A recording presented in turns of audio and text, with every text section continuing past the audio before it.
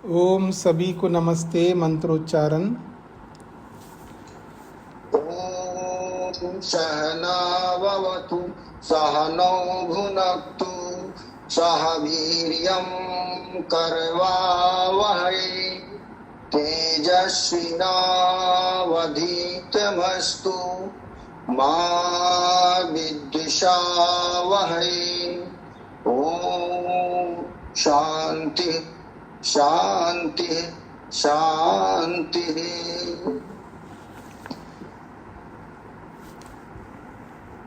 वेदांत दर्शन की कक्षा संख्या 156 है।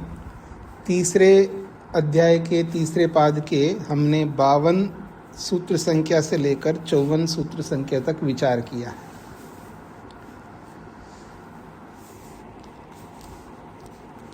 बावन सूत्र है परेण च शब्दस्य ताद्विध्ये भूयस्त्व अनुबंध। जी स्वामी जी नमस्ते। स्वामी जी नमस्ते। हाँ जी बोलिए। अभी जो प्रकरण चल रहा है ये उपासना को लेके चल रहा है, जो कि तृतीय पाद में पहले सूत्र में ही सिद्धांत ने बताया कि वेदांत को प्रयोजन को बताते थे एक उपासना द्वारा एक उपास्य ब्रह्म को प्राप्त करना है। ये सब उपासना प्रक्रिया जब आया, प्रश्नकर्ता ने उसी समय नाम को लेके, स्थान को लेके, शब्द को लेके, भौतिक धर्म को लेके बहुत सारे प्रश्न उठाए खंडन करने के लिए। उसी समय श्रुति के आधार पर एक उपास्य और एक उपासना ही करके उसका समाधान किया है सिद्धांत ने। उसके बाद उपासना के द्वारा ईश्वर को और दृढ़ विश्वास श्रद्धा उत्पन्न के लिए उपसंहार और व्यतिहार का व्याख्यान सिद्धांत ने कर रहे हैं। उसमें भी प्रश्नकर्ता ने खंडन करते हैं, अतिक्रांत रूप खंडन भी करने की चेष्टा कर रहे। उसी प्रक्रिया में इस 50वां सूत्र में अलग ज्ञान और इसका अलग फल, इसको प्रतिपादन के लिए प्रश्न किया है प्रश्नकर्ता ने। उसको दोष दिखा दे जिसका कि सिद्धांत ने 51 और 52 सूत्र में इसका समाधान कर देते। 51 सूत्र में वैधर्मी को आधार करके, अर्थापत्ति को आधार करके, क्योंकि उन्होंने बोला कि एक अलग ज्ञान अलग फल, तो मनोभाव अनेक होने से फल अनेक होगा। उसका अर्थापत्ति में मनोभाव एक होने से फल एक होना चाहिए। उसको प्रतिपादित करने के लिए उदाहरण के रूप में मृत्यु को लिया और अग्नि और पुरुष को दोनों को बताया। इसी हिसाब से उनको जो दोष दिखा रहे उसको खंडन किया, जो बोल रहे ये ठीक नहीं बोल के समाधान किया। 52 सूत्र में भी उसका समाधान करते हुए सिद्धांती कहते हैं कि ये जो पूर्ण और उपसंहार करने, व्यतिहार करने से एक ही फल मिलेगा और एक ही प्रयोजन है, जिसका कि हम तादात्म्यिक भाव से प्राप्त करते हैं समाधि प्राप्त करके। यानी कि परमात्मा शक्तिशाली है, हम शक्तिशाली बन जाते हैं। परमात्मा आनंद स्वरूप है, जीवात्मा भी आनंद में रहते हैं। परमात्मा दुख रहते हैं, हम भी दुख से निवृत्त हो जाके परमात्मा को, धर्म को हम प्राप्त करते हैं। ये बताने के बाद अभी प्रश्नकर्ता कहते हैं ये कैसे होता है, तो इसके उत्तर में मंडक उपनिषद का 2 प्रमाण देते हैं, जिसमें कहते कि जो परम ब्रह्म को निश्चित रूप से क्रियात्मक रूप से जान के ब्रह्म जैसे हो जाते हैं, वो तादात्म्यिक भाव को प्राप्त करके। और दूसरा है जीवात्मा का एक स्वरूप है, वो दर्शिता विषय, अभी विषय परमात्मा है, उसको देख के वो ज्ञान स्वरूप हो जाता, निर्माण कर्ता में, वेद का कारण रूप में, ब्रह्मांड का स्वामी रूप में परमात्मा को देख के ईश्वर जैसे हो जाता है और उसी समय वो पवित्र हो जाता है। पाप पुण्य आदि को समाप्त करके मल रहित होके अविद्या आदि को नष्ट हो जाता है। जी, तो आपने एक बात कही है कि प्रश्नकर्ता का उत्तर देते हुए एक ही फल होता है, अलग अलग फल नहीं होते। थोड़ा इसको आप स्पष्ट करेंगे, फल एक होता है का अभिप्राय क्या है? नहीं, प्रश्नकर्ता ने बोला कि अनेक फल का अनेक फल होता है। हाँ, उसका खंडन करते हुए सिद्धांति ने कहा एक ही फल होता है। तो वो एक फल का एक फल होना चाहिए उसका अर्थापत्ति निकालने से। नहीं, वो एक फल का मतलब मीनिंग उसको थोड़ा एक्सप्लेन करना होगा। उस एक फल को आप किस रूप में समझते हैं? कौन है आप में से जो माइक बंद करके नहीं रखते, बार बार खोल रहे? हाँ जी। जब आनंद को हम लेंगे तो आनंद ही एक ही फल मिलेगा और दूसरा फल नहीं मिलेगा। नहीं, आप बार बार वही बात कह रहे हैं ना कि फल एक ही मिलेगा, दूसरे अलग अलग फल नहीं मिलेंगे, ठीक है ना? तो मेरा प्रश्न है वो एक फल का मीनिंग क्या है? What is the meaning of एक फल? उपासना में जिसको हम जो गुण को लेंगे उसी का ही फल मिलेगा, दूसरा का नहीं मिलेगा। हाँ, ये बोला ना आपने। अब आपने कहा कि जिस गुण का आप ध्यान करेंगे उसी गुण की प्राप्ति होगी। तो मैं अलग अलग गुणों की उपासना करूंगा तो अलग अलग गुणों की प्राप्ति होगी, तो फल तो अलग अलग हो गए ना। तो आप ये कैसे कह सकते कि फल एक ही मिलेगा, अलग अलग नहीं होगा? मैं यही आपसे स्पष्टीकरण चाह रहा था इतनी देर से कि एक ही फल नहीं मिलता है, फल अलग अलग मिलते हैं। लेकिन आपका प्रस्तुतिकरण है फल एक ही मिलेगा। नहीं, फल भी अलग अलग मिलते हैं, लेकिन वो फल एक ही ईश्वर के होंगे, ये आप भूल गए। फल अलग अलग मतलब है उन जैसे अलग अलग गुणों की उपलब्धि हो रही है तो वो अलग अलग गुण अलग अलग द्रव्यों के नहीं है। द्रव्य तो एक ही है ना, ईश्वर तो एक ही है। तो एक ही ईश्वर के अलग अलग उपलब्धियां मैं कर सकता हूं। अब आपको स्पष्ट हो गए ना? जी। तो ये प्रस्तुतिकरण ऐसा हो, कभी ऐसा ना हो प्रस्तुतिकरण कि अलग अलग उपासना है। वो तो यही कहना चाह रहा है उपासनाएं अलग अलग है, और हम कह रहे हैं उपासना एक ही है। तो एक ही उपासना तो बोल सकते, लेकिन एक ही फल हम नहीं बोल सकते। उपासना एक ही मतलब एक ही ईश्वर की उपासना हो रही है। ठीक हो गया ना? जी, ठीक है। एक आत्मना, एक नहीं, एक आत्मनः शरीरे भावात्। सभी को नमस्ते जी। जी, बड़ा ही महत्वपूर्ण प्रसंग चल रहा है। पूर्व सूत्र में जैसे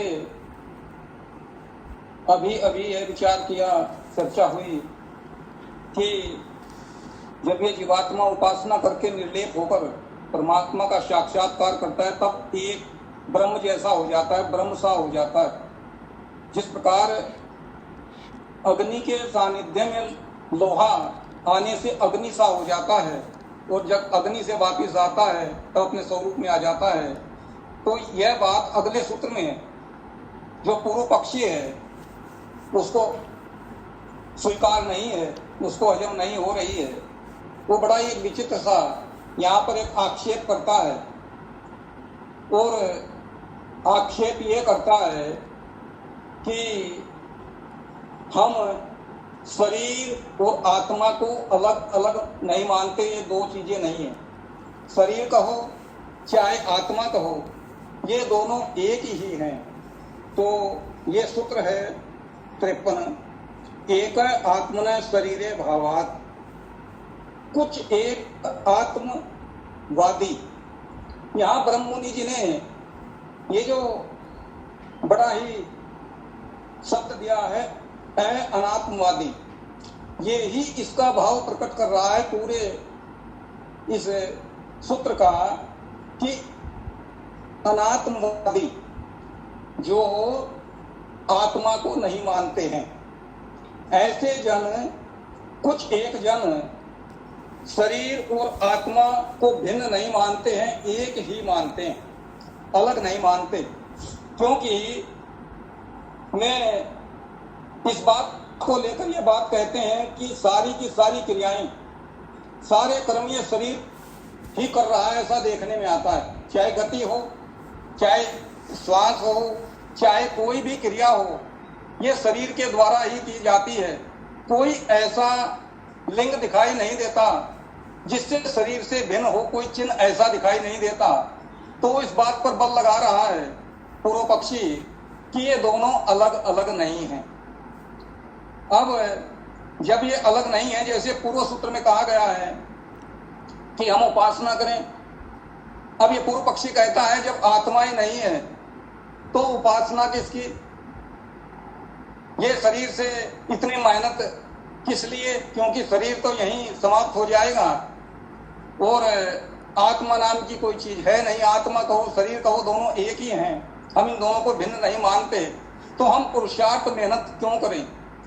ये जो पूर्व सूत्र में कहा गया है, प्रसंग चला है उपासना का, ये उपासना किसकी? मोक्ष किस लिए, किसके लिए? तो कोई अलग से लिंग न होने के कारण यह बात सिद्ध नहीं होती।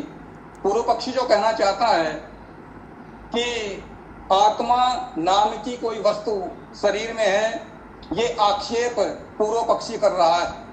और एक बात और कहूं, व्यवहार काल में भी, क्योंकि ये सूत्र बड़ा महत्वपूर्ण है, पग पग पर हमारी जीवन यात्रा में इस प्रकार के पूर्व पक्षी ये प्रश्न करते हैं और बहुत इस प्रकार के हैं जो आत्मा को नहीं मानते।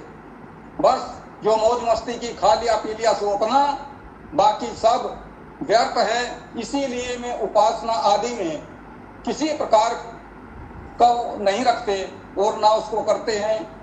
और एक बात और जो मैं भाव प्रकट करना चाहता हूं, जब तक अविद्या बनी रहती है तब तक मन में भी पूर्व पक्षी इस प्रकार के संकल्प विकल्प करता है।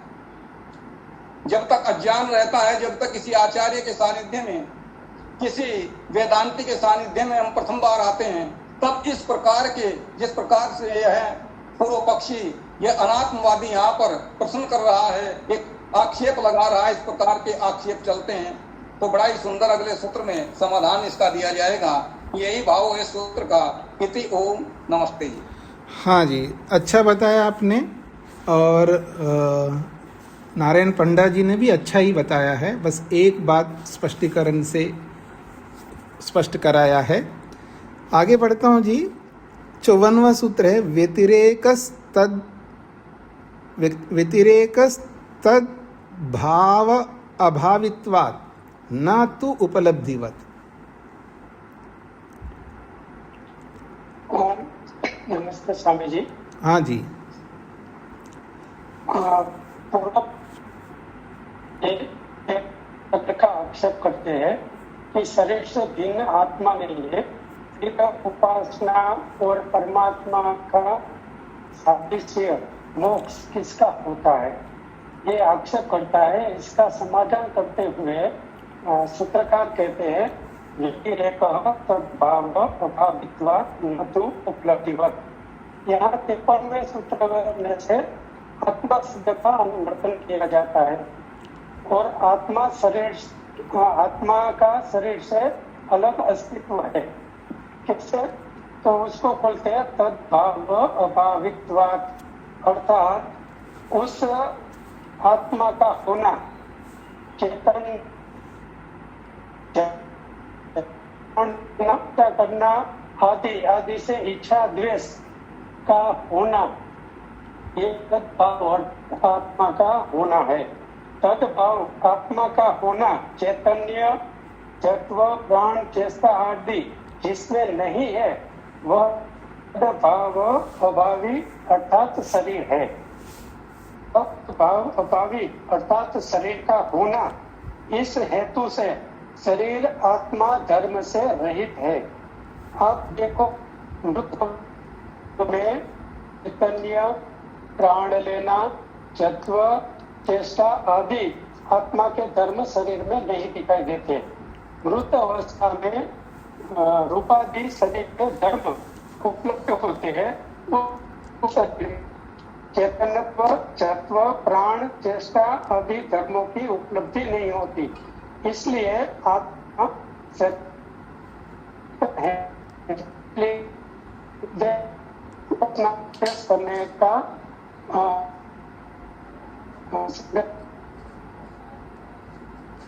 हाँ जी, आपका इंटरनेट ठीक नहीं लगता, वॉइस ब्रेक हो रहा है, पूरा स्पष्ट आया नहीं है। राजकुमारी जी माइक बंद करके रखिए।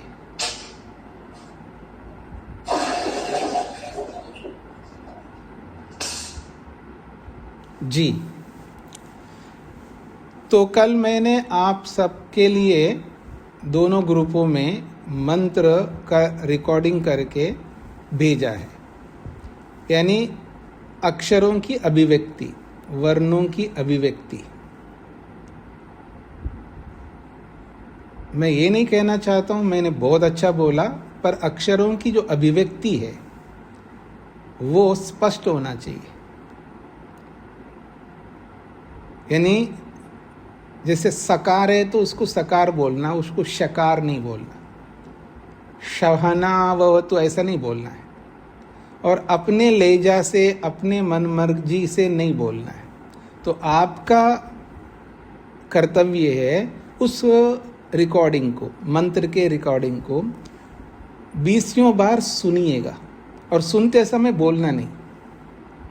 पहले सुनिए 10 बार 20 बार, जितना अधिक से अधिक सुनना है सुनिएगा, कैसा बोला जा रहा है, अक्षरों की अभिव्यक्ति कैसी आ रही है,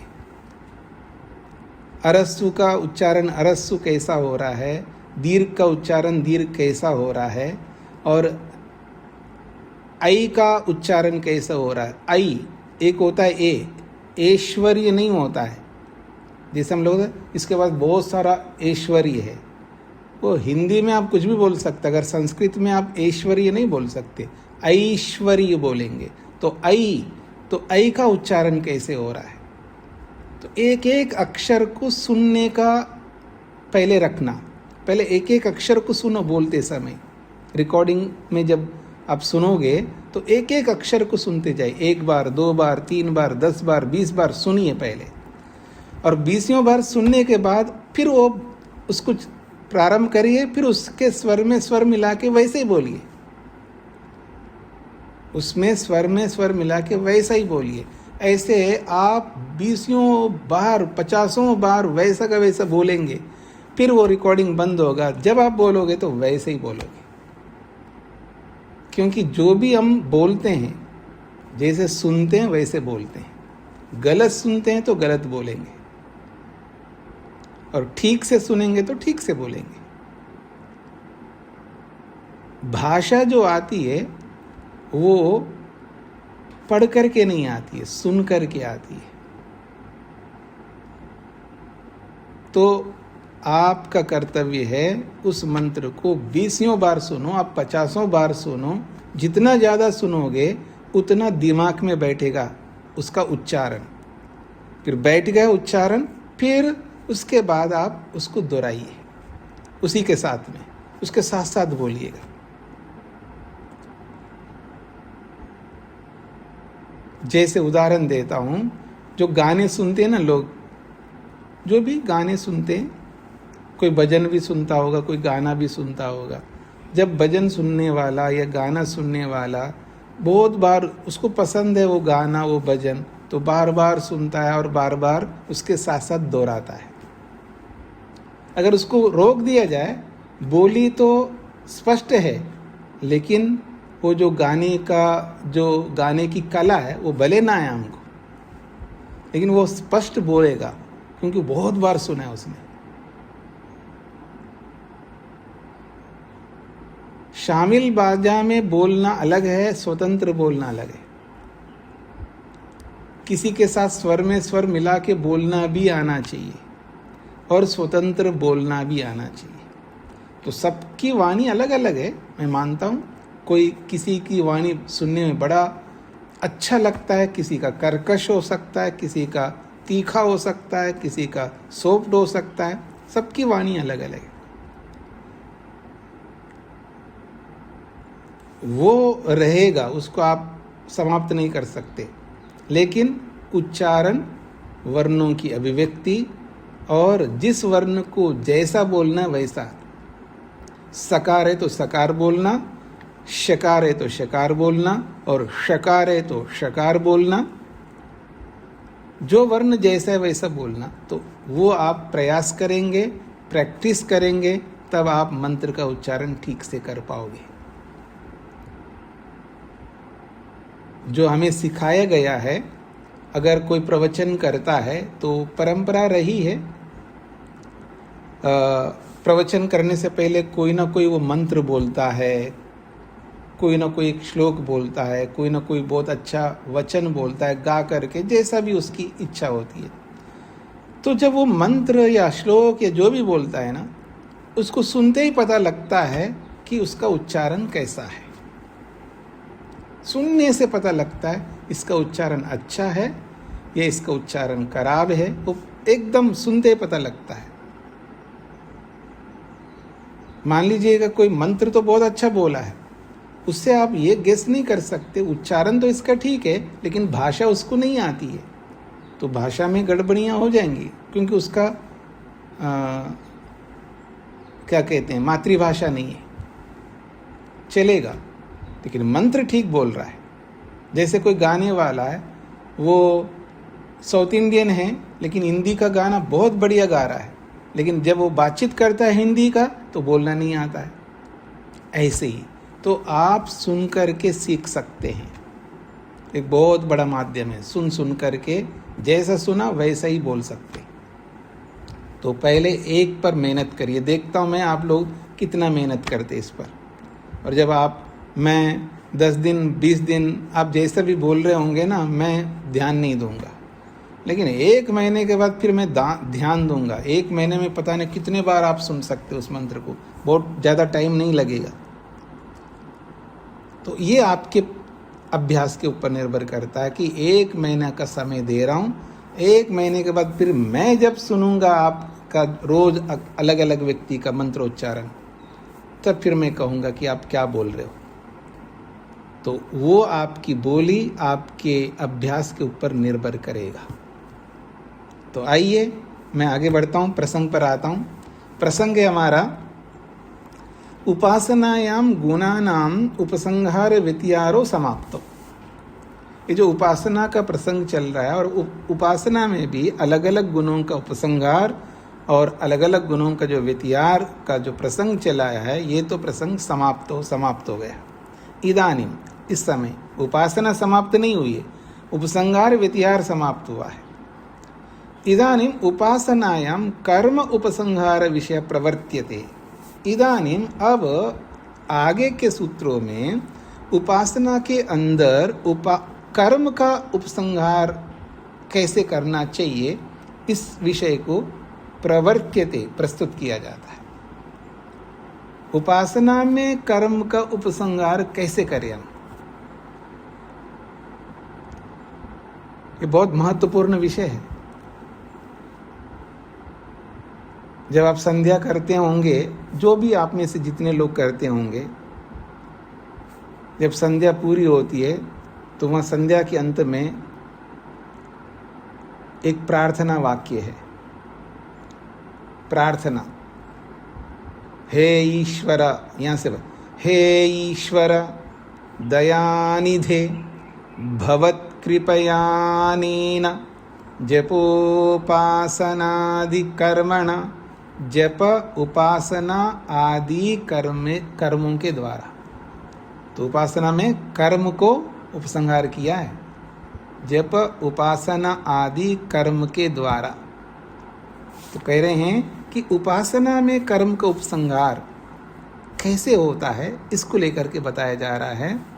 अंगावबद्धास्तु न शाखासु ही प्रतिवेदम। अंग अवबद्धाः तु न शाखासु ही प्रतिवेदम। अंगावबद्धाः तु उद्गीतादि उपासन अंगता ये खलु विधयः। उद्गीत आदि अब उद्गीत तो ओम को कहते हैं, ओंकार को कहते हैं, और आदि से क्या ले रहे हैं ये समझना है हमको। तो पहले शब्द का अर्थ समझ लीजिएगा। उद्गीत आदि उपासना के अंगभूत ये खलु विधया, जो विधियां हैं। उद्गीत आदि उपासना के अंगभूत जो विधियां हैं उसको लेकर के आगे बताया जा रहा है। तो उद्गीत तो हो गया, और आदि से क्या लेंगे?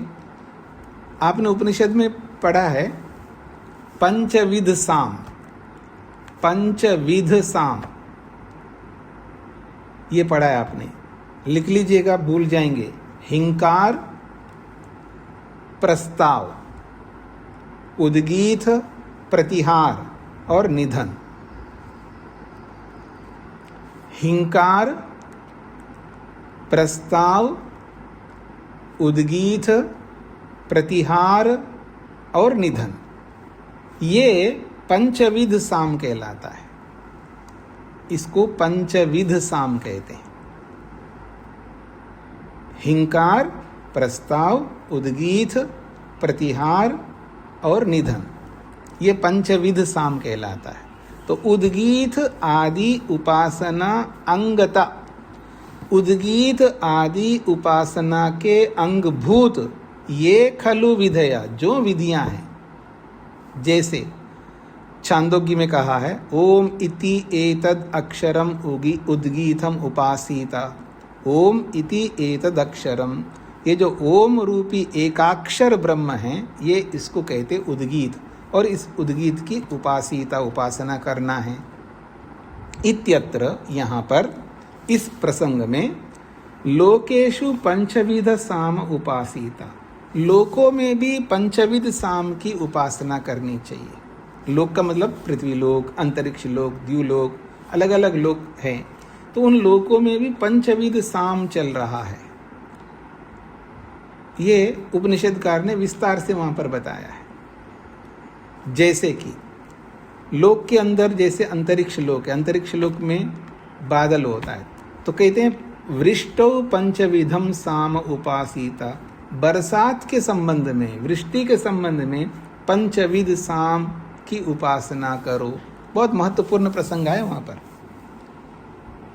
बादल गरजते हैं तो हिंकार है, और जब आगे गति करते हैं तो प्रस्ताव है, ठीक है ना।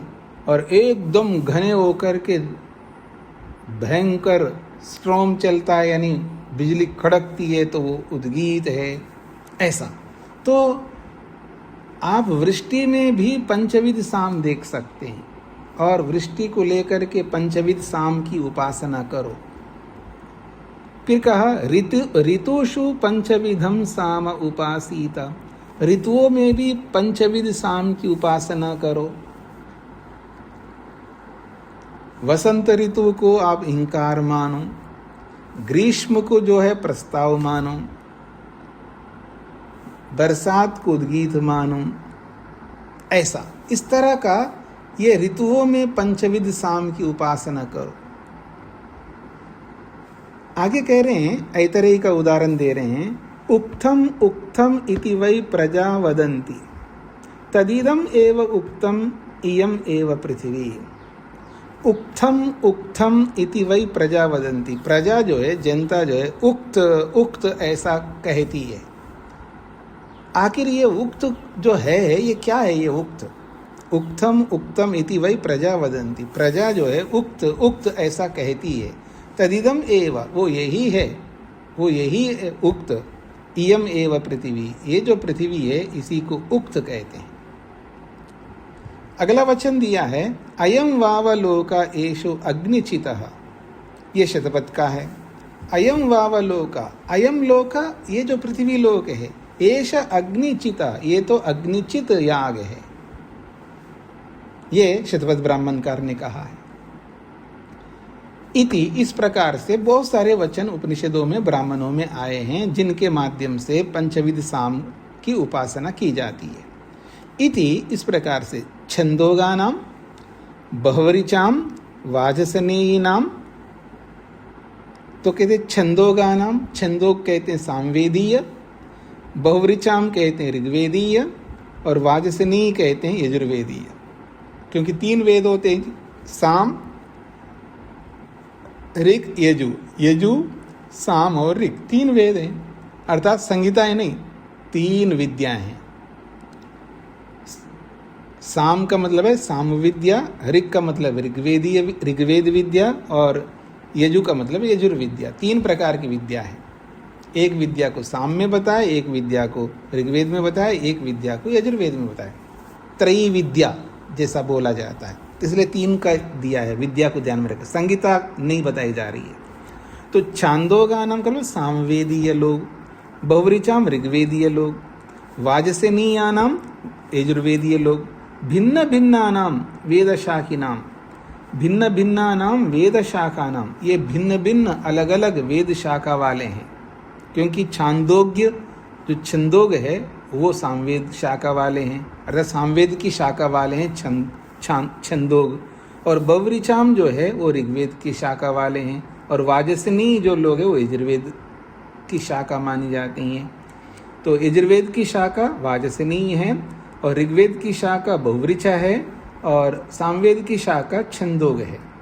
तो भिन्न भिन्न नाम वेद शाखा नाम, ये अलग अलग वेद शाखाएं संति हैं। ते विधयस्तु, और उन शाखाओं में जो विधियां हैं, ते विधयः, उन शाखाओं में जो विधियां हैं, प्रतिवेदम शाखासु ही न तत्तद वेद शाखासु ही न भवन्ति, वो जो उस शाखा में जो विधि बताई है, और वो शाखा जिस वेद की है, उस वेद में जो विधि बताई है, केवल वो विधि उसी वेद के लिए नहीं है, उसी शाखा के लिए नहीं है। तत्तद वेद शाखासु, उस वेद और उस शाखा में जो विधि बताई गई है, न भवन्ति, केवल उन्हीं के नहीं होती हैं वो विधियां, प्रत्युतः, बल्कि सर्व शाखासु भवन्ति, वो सभी शाखाओं के लिए वो विधियां लागू होती हैं। सर्व शाखासु तेषां विधीनां उपसंहार वित्यारो वा यथायथम कर्तव्या, उन शाखाओं में जो जो विधियां बताई गई है, उन वेदों में जो जो विधियां बताई है, तेषाम, उन विधियों को, तेषाम विधीनाम, उन विधियों को उपसंहार या प्रतिहार किसी भी शाखा में, किसी भी वेद में आप कर सकते हैं। इसका तात्पर्य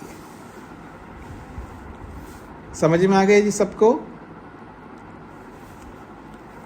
सूत्रार्थ, जो उद्गीत आदि उपासना वाली विधियां हैं, जो उद्गीत आदि उपासना वाली विधियां हैं, जो उद्गीत आदि उपासना वाली विधियां हैं, जो उद्गीत आदि उपासना वाली विधियां हैं, उनको अपनी अपनी शाखाओं में ही, उनको अपनी अपनी शाखाओं में ही नहीं प्रयोग करना चाहिए। उनको अपनी अपनी शाखाओं में ही नहीं प्रयोग करना चाहिए।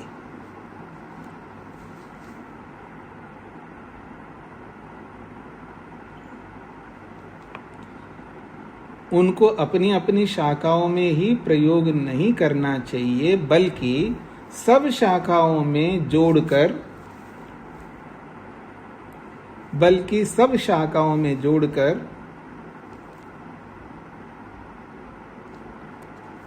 उपासना करनी चाहिए।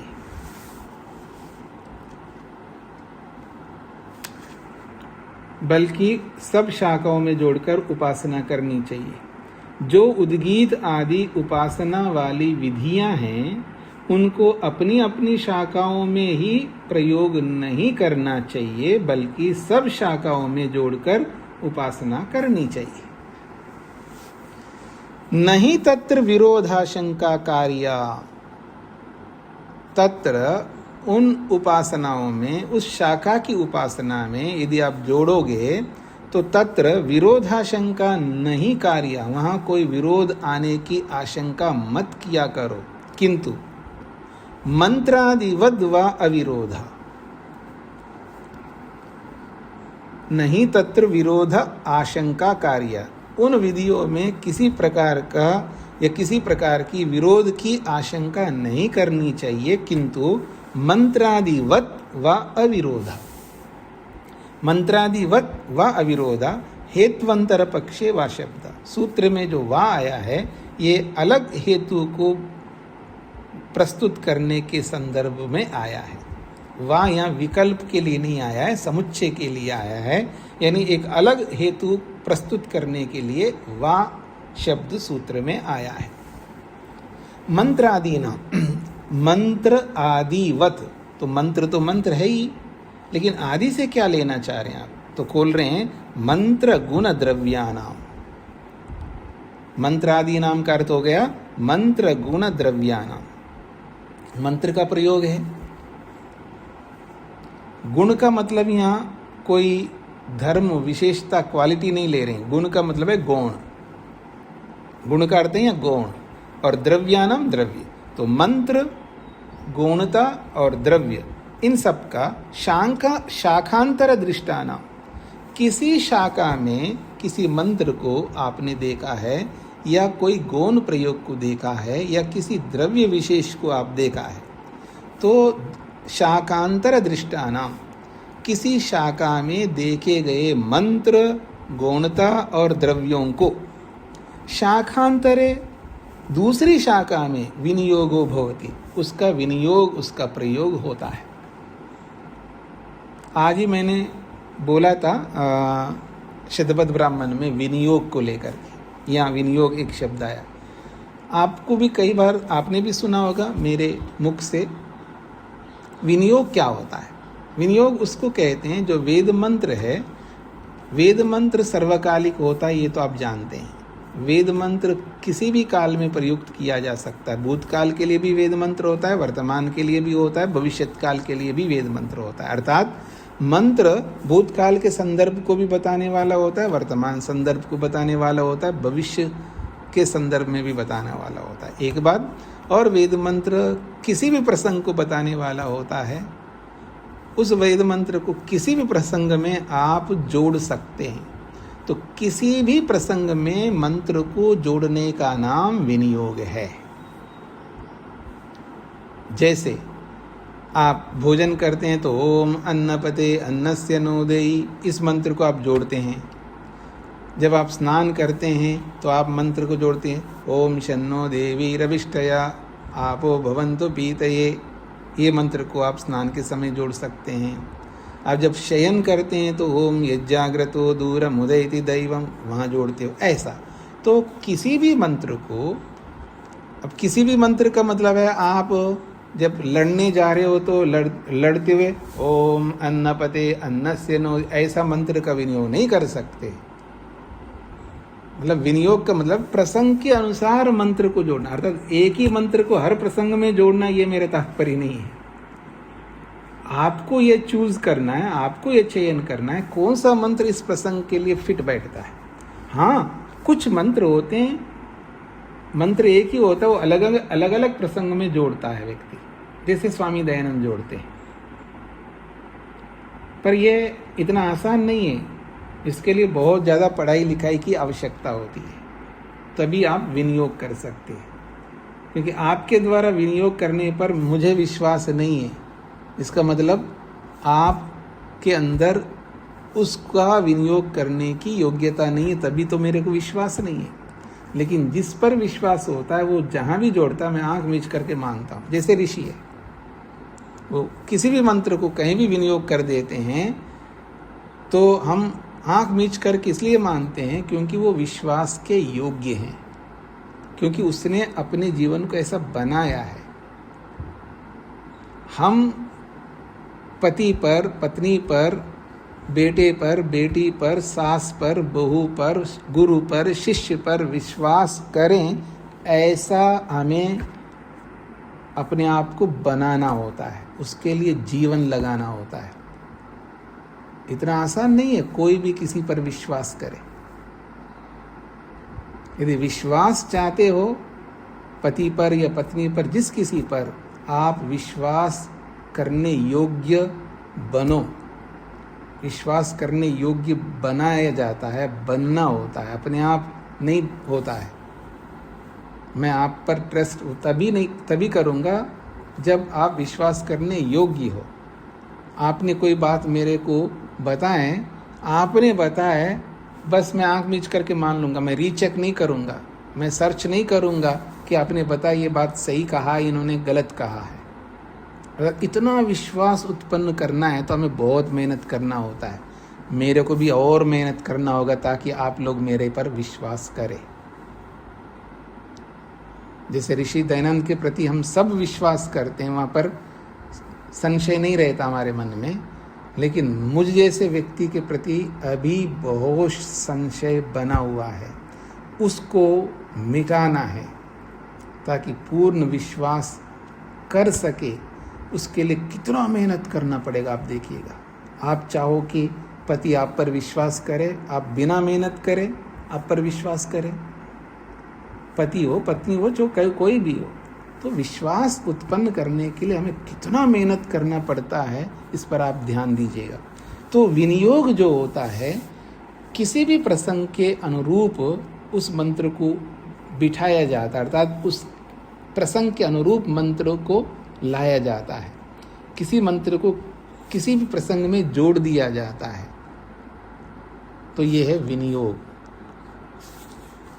यो जाता एव प्रथमो मनस्वान स जना स इंद्र, ये ऋग्वेद का मंत्र है। यहाँ पर जो मुख्य बात है, जनासा शब्द आया है। स जनास इंद्र, वो इंद्र कैसा है? वो जनासह, क्योंकि इंद्र जन के लिए होता है।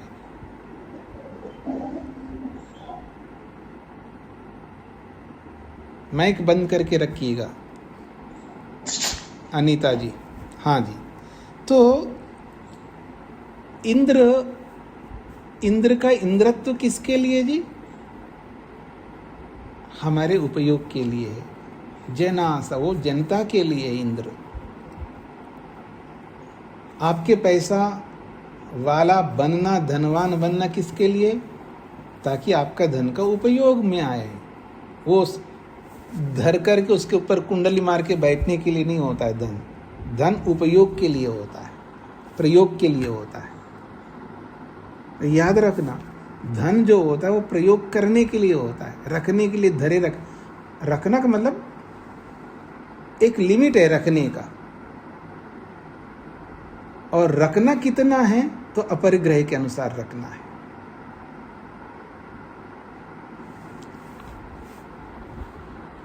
तो यो जातः एव प्रथम, जो सबसे पहले जातः, प्रथम का मतलब सबसे पहले जो प्रकट हुआ है, सबसे पहले जो हमारे सामने आया परमात्मा। मनस्वान, वो मनस्वान है, वो मनस्वी है, विचारशील है, सोच समझ करके वो प्रकट हुआ हमारे सामने। ऐसे यूं प्रकट नहीं हुआ है। आप कोई चीज़ यूं दिखा नहीं सकते, उसके पीछे कोई विशेष विचार होना चाहिए, मतलब कोई विशेष लक्ष्य होना चाहिए। तो परमात्मा मनस्वी है, मनस्वान है, इसलिए स जना स इंद्र, इसलिए वो इंद्र है। स इंद्र जनास, वो जनता के लिए, संसार के प्राणियों के लिए है। इति ऋक् सूक्त मंत्राः, ये ऋग्वेद या ये सूक्त के मंत्र हैं। जनासा वाले जो मंत्र बोला है, ये सूक्त का मंत्र है। अब जिस मंत्र में जनास शब्द आया है, अब उस सूक्त का मैं नाम रखूं, मैं का मतलब अगर कोई नाम रखे ऋषि तो सजनीयम सूक्तम ऐसा कहेंगे। सजनीयम अर्थात सजनास, क्योंकि सा भी और जनासा है, तो उसको सजनीय, सा और जा को जोड़ दिया और ना को जोड़ दिया, सा और जना को जोड़ दिया, तो सजनीयम सूक्तम बन गया। अर्थात ऐसा सूक्त जिसमें सजनासा आया है, ऐसे सूक्त को सजनीयम कहते हैं। जैसे श्रद्धा सूक्त कहते हैं, जिस सूक्त में श्रद्धा शब्द आया है उसको श्रद्धा सूक्त कहते हैं। ऐसा तो तैत्तिरीय उपनिषदकार ने कहा सजनीयम शस्यम, जो सजनीय सूक्त है, अर्थात जो सजनासा जो सूत्र है, शस्यम, वो स्तुति करने योग्य है, वो प्रशंसा करने योग्य है, वहाँ विनियोग करने योग्य है। आध्वर्यवे कर्मणि विनियुज्यन्ते, आध्वर्यवे कर्मणि, आध्वर्य कर्म कल अध्वर्यु संबंधी कर्म में, आध्वर्यवे कर्मणि का मतलब है अध्वर्यु संबंधी कर्म में विनियुज्यन्ते, विनियोग किया जाता है, उसका उनको जोड़ा जाता है। जहाँ अध्वर्यु याग आदि में विनियोग करता है, वहाँ कर्म करता है, तो आध्वर्यवे कर्मणि का मतलब है यजुर्वेदीय कर्म में, क्योंकि अध्वर्यु के जो कर्म होते हैं वो यजुर्वेद संबंधी होते हैं। यजुर्वेद संबंधी कर्म जितने भी होते हैं वो सब अध्वर्यु व्यक्ति करता है। यही कहिए अध्वर्य जो भी कर्म करता है वो यजुर्वेद के अनुसार करता है। तो आध्वर्यवे का अर्थ है यजुर्वेदीय कर्मणि विनियुज्यन्ते, जोड़ा जाता है यागों में। है तो ऋग्वेद का है, पर वो अध्वर्यु यजुर्वेद के कर्म में उसको जोड़ता है। तो यानी उपासना के साथ में वो कर्म को भी जोड़ दिया, अर्थात कर्म किया जा रहा है साथ में उपासना को जोड़ दिया जाए, ऐसा। तथा येषामपि शाखीनां समिदादया प्रयाजा नाम्नाताः तेषामपि गुणविधि आम्नायते।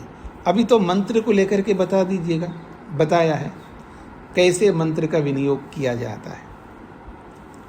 यदि ऋग्वेद का सूक्त है, ऋग्वेद संबंधी है, उसको यजुर्वेदीय कर्म कांड में उसका विनियोग किया गया है, तो ये मंत्र का विनियोग बताया। अब गुण का विनियोग बताया जा रहा है, गुण को समझाया जा रहा है। गुण का अर्थ बताया था गौण। अब कहते हैं येषां शाखिनां समिदादया प्रयाजा नाम्नाता, येषां शाखिनां, जिन शाखाओं में, चाहे वो ऋग्वेद की शाखा हो, चाहे वो अथर्वेद सामवेद की शाखा हो, या ऋग्वेद साम और यजुर्वेद किसी की शाखा हो, तो येषाम अपि शाखिनां, जिन शाखाओं में समिदादया, समिधा आदि द्रव्य, याग में प्रयुक्त होने वाले समिधा एक द्रव्य है और आदि से पुरोडाश है, ऐसा जो समिधादि जो द्रव्य है उनको प्रयाजा नाम्नातः, प्रयाजा नाम्नाता, उनको प्रयाजा नाम से, प्रयाज नाम से कहा जाता है। समिधादि जो द्रव्य हैं याग में, समिधाओं को भी प्रयाज कहते हैं, और पुरोडाशादि जो हवि होती है, विशेष हवियाँ, उनको भी प्रयाज कहते हैं। तो कहते हैं समिदादया, समिधा और आदि से आप हवि भी ले सकते हैं या ग्रह भी ले सकते हैं, ऐसे बहुत सारी चीज़ें ले सकते हैं याग में प्रसंग के अनुसार। तो जो समिधा आदि जो प्रयाज बताए गए हैं जिस शाखा में, तेषाम अपि, उन प्रयाजों को गुण विधि आम्नायते, उसको गुण विधि के रूप में भी लिया जाता है, अर्थात गौण रूप में भी लिया जाता है। वहाँ समिधा को बताया है जी प्रयाज को, वहाँ किसी हवि को प्रयाज बताया है। अब मान लीजिए यहाँ हवि नहीं है, कोई हवि नहीं, कोई समिधा नहीं है, लेकिन वहाँ प्रयाज का प्रयोग करना है, तो कैसे करें? तो गौण रूप से प्रयोग करना। कैसे? ऋतवो वही प्रयाजा, ऋतुवी, जो ऋतुवें हैं वही प्रयाज मान लो, अर्थात ऋतुओं को ही समिधा मान लो, ऋतुओं को ही हवि मान लो, क्योंकि आपको उपासना करनी है जी, हवि देनी है, हवि समर्पित करना। आपके पास ना समिधा है ना कोई हवि है, तो फिर आप प्रयाजों का प्रयोग कैसे? क्योंकि प्रयाज आहुति देने के लिए प्रयोग आते हैं। प्रयाज जो होते हैं वो उनकी आहुति दी जाती है। अगर याग है तो याग में आहुति दी जाती है, अगर हम उपासना रूपी याग करते हैं तो भी हमको हवि देनी होती है, समिधा देनी होती है। अब यहाँ समिधा तो है ही नहीं है, तो किसको फिर मैं प्रयाज बनाऊं? तो कहा उन्होंने ऋतवो वही प्रयाज, ऋतुओं को ही प्रयाज मान लो। समानत्र होतव्यः, समान अत्र होतव्य, समान रूप से ऋतुओं को लेकर के होतव्य आप होम कर सकते हैं, ऋतुओं को ही प्रयाज मान करके आप याग कर सकते हैं, क्योंकि वहाँ समिधा आदि कोई प्रयाज नहीं है। लेकिन आप प्रयाजों का प्रयोग करना है आपको। वहाँ विधि, अभी शतपथ ब्राह्मण में यही तो हम पढ़ रहे हैं, वहाँ बोला गया है ऋतुओं को ही आप प्रयाज मान लो, कहीं किसी को प्रयाज माना है, कहीं किसी को प्रयाज माना, वहाँ बहुत सारे प्रयाजों के नाम आए हैं। तो कह रहे हैं कोई बात नहीं, समानत्र होतव्य, समान रूप से आप ऋतुओं को ही प्रयाज मान करके आप याग कर सकते, याग को रोकना नहीं है। आप यदि आपके पास द्रव्य नहीं है, कोई समिधा नहीं है, कोई हवि नहीं है, तो आप याग को नहीं रोक सकते। याग को आप तो पूरा करना है। जब प्रयाज ही नहीं है तो मैं कैसे याग को पूरा करूँगा? उन्होंने कहा नहीं, प्रयाज ना हो तो आप ऋतुओं को ही प्रयाज मानो और उन्हीं की हवि दे दो, ये इसका तात्पर्य है। इति, ऐसा उन्होंने बताया है। तथैव अत्र अपि एवमेव विज्ञेयम नहीं विरोधो भवति, इसलिए यहाँ पर ऐसा ही समझ लो, कोई विरोध नहीं आएगा। तो गौण भी बता दिया और द्रव्य भी बता दिया। यहाँ पर इस उदाहरण में गौणता को भी बता दिया और द्रव्य को भी बता दिया। समिदादि ये द्रव्य है और उनको गौण के रूप में प्रयोग कर दिया है। तो एक प्रकार से गुण द्रव्यानाम, गौण द्रव्यों को, ये गुण अलग नहीं है, मंत्र गुण द्रव्यानाम, अर्थात गौण द्रव्यों का प्रयोग कैसा होता है और मंत्रों का कैसे प्रयोग होता है। तो मंत्र और आदि से गौण द्रव्य ऐसा लेना है, गुण अलग और द्रव्य अलग ऐसा नहीं लेना। अलग ले भी लो तो कोई आपत्ति नहीं है, तो दोनों उदाहरण एक ही में आ गए, ऐसा मान सकते यदि अलग लेंगे तो। हाँ जी, पहले सूत्रार्थ लिख लीजिएगा। यह भी एक हेतु है, यह भी एक हेतु है, यह भी एक हेतु है कि, यह भी एक हेतु है कि जिस प्रकार एक शाखा में पढ़े गए मंत्र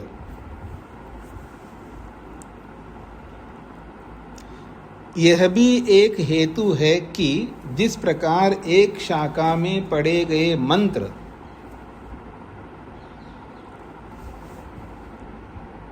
जिस प्रकार एक शाखा में पढ़े गए मंत्र गौण द्रव्यों को, जिस प्रकार एक शाखा में पढ़े गए मंत्र गौण द्रव्यों को अन्य शाखा में जोड़ लिया जाता है, अन्य शाखाओं में जोड़ लिया जाता है।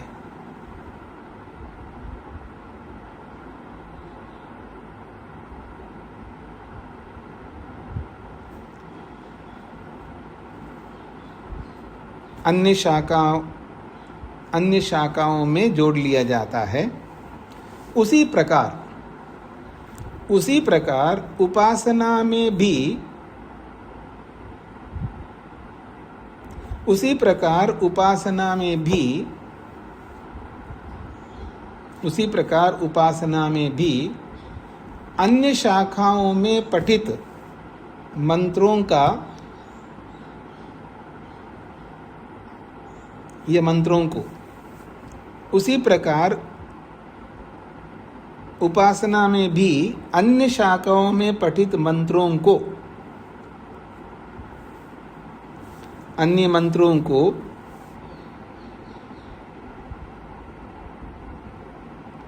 जोड़ लेना चाहिए, जोड़ लेना चाहिए। इसमें कोई विरोध नहीं है, इसमें कोई विरोध नहीं है।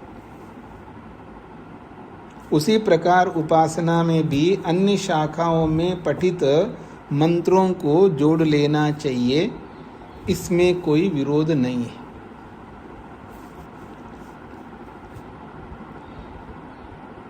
यह भी एक हेतु है कि जिस प्रकार एक शाखा में पढ़े गए मंत्र गौण द्रव्यों को अन्य शाखाओं में जोड़ लिया जाता है, उसी प्रकार उपासना में भी अन्य शाखाओं में पठित मंत्रों को जोड़ लेना चाहिए।